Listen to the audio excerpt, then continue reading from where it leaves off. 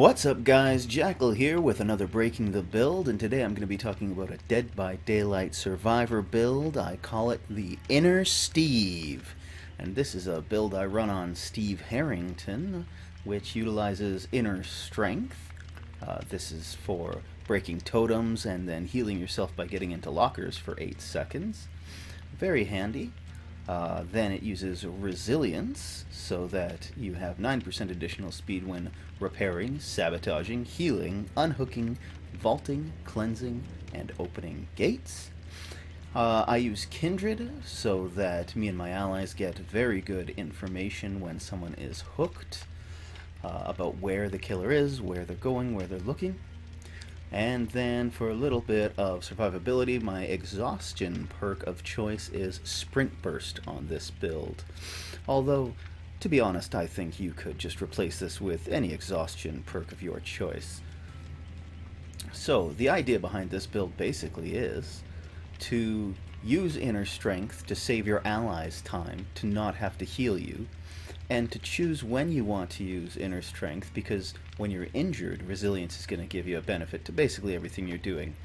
The little hidden gem here with the build, having Resilience and Inner Strength, although at first it looks as though it's not compatible to run these two, because one heals you and the other only works when you're not healed.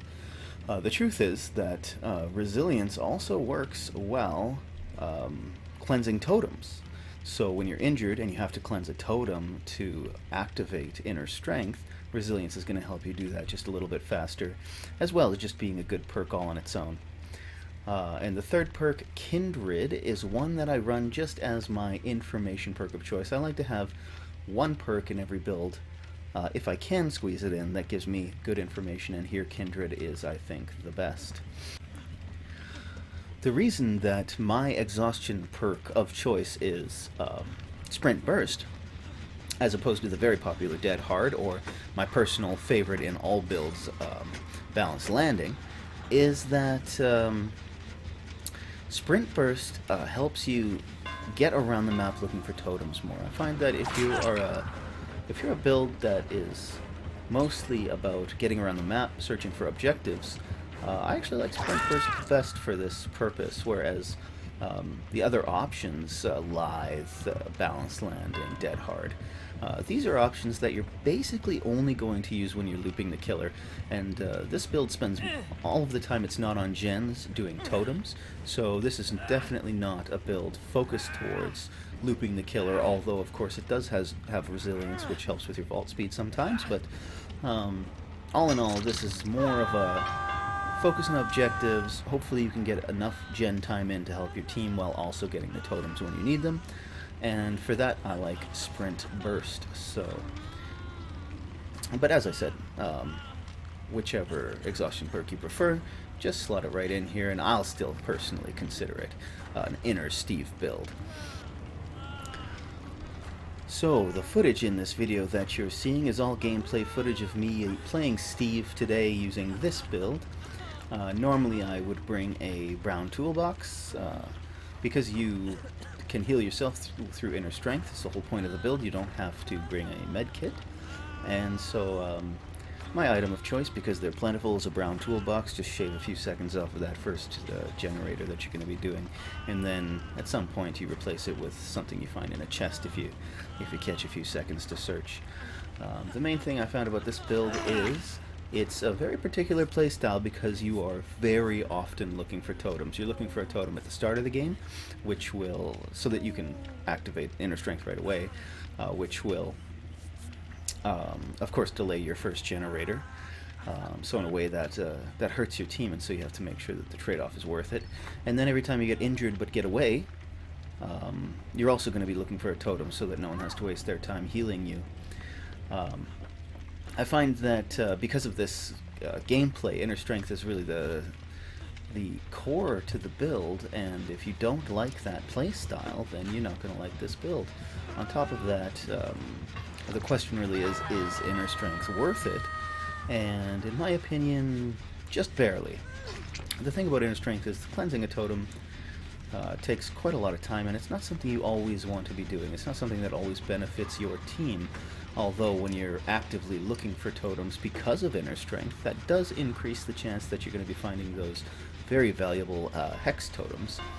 And so it can be handy, but most games you're just cleansing dulls and not helping anybody else but yourself while doing it, and giving you that inner strength proc and a little bit of blood points. So really all it's good for is to save your teammates time healing you so that they don't have to heal you, but that time really is transferred onto you, I think, probably twofold with the time of breaking a totem and the 8 seconds in the locker, and of course time finding a locker. Your heal is actually longer in that case, but it's all your time. It's not two people's time. So it's still a good perk. You're more self-sufficient. You know, this is all solo queue games, and you can't always trust your allies, sadly, so it's nice to be a little more self-sufficient with the heals and not worry about always bringing in a med kit or your med kit running out at the worst possible time. And I very much like the addition of resilience with an inner strength build because, as I said previously, it does speed up breaking that totem when you're injured, which is nice. So overall, I really do enjoy this build because I like the playstyle of inner strength, finding totems to heal yourself and saving other people the time. As far as downsides to the build, obviously, if you don't like the playstyle of inner strength, you're not going to have fun.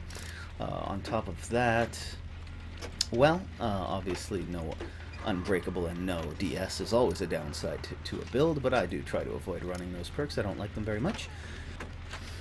And actually, I would say the biggest downside to playing the build that I discovered only after playing it, I didn't think about it beforehand, is that oftentimes when you're unhooked or you're injured and you run into a teammate, the teammate is very adamant that they are going to heal you. Maybe it's because they want blood points or because they really don't want you running around injured, but sometimes they are so adamant that they get angry when you run away from them and you don't let them heal you, and you're doing it on their behalf because you don't want them to waste their time doing something you can do on your own. But I even had one case of someone being so angry that I went into a locker instead of letting them heal me, that they went and got the killer and pointed the killer to the direction of the locker I was in, virtually PKing me because I wouldn't let them heal me, and throwing the entire game. So there is a downside, but it all has to do with your teammates, and most downsides in this game do have to do with the other people that you're going to be playing with. So I still had a lot of fun with this build, and that was only one occasion. And as far as people following you around to heal you or following you across the map to heal you because they don't realize you don't want it, that does happen from time to time, but not too often. Normally, if you run too far from the hook you got unhooked from, the person gives up on healing you pretty quickly. So often they even realize once you get in the locker what you're doing. So it's not that big a deal. That is the biggest downside, and I wouldn't say that that completely spoils the build. It was a very fun build to play, and I really enjoyed it. So I hope you guys will enjoy it too. And this is the first Breaking the Build for Dead by Daylight. I will be releasing builds for survivors and killers. I'm still getting all of the teachables, and as I get more and more teachables and think of some new fun builds, I'll come out with some more gameplay for you guys. So thank you very much for watching. Be sure to subscribe and like the video if you feel like it, and we'll see you guys in the next one.